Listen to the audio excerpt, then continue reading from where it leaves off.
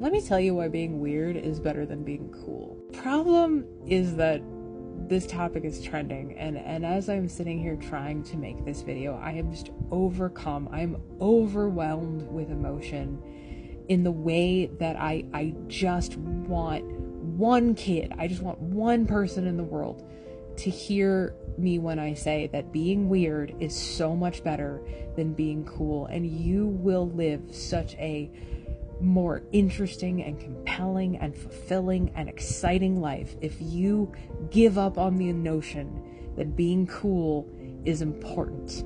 If you follow your passions, if you get excited about stuff, if you wake up one day and you're like, man, what's the deal with, I don't know, I'll use one from my real life, magicians and top hats. What's going on there?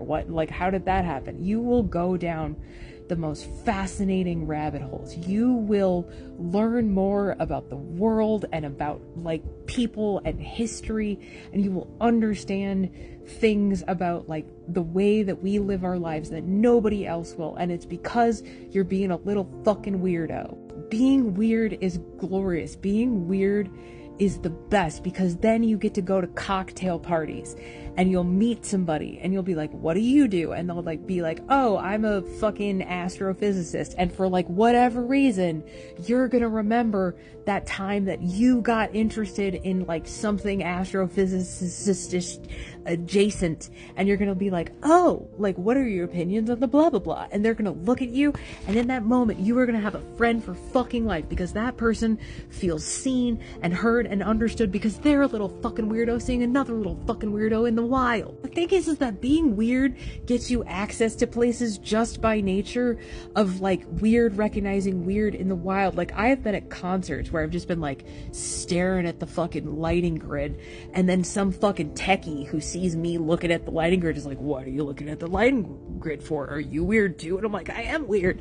I love lights. And he's like, I love lights too. You want to come backstage? And the next thing I know, I'm fucking partying with the band because I was nice to the fucking weirdo who's in charge of the lights. You get to do cool, weird shit when you're weird, and nobody thinks about it. They're just like, Kate's being weird again, but she's having a good time, and that's nice. She's entertaining herself. Being weird, oh, fuck me. I love being weird. I love it. I love being weird so much. And I wish that I could go back to 10, 11-year-old Katie who used to worry because my shoes weren't cool, and I had the wrong gel pens, and I didn't have enough cool butterfly clips in my hair.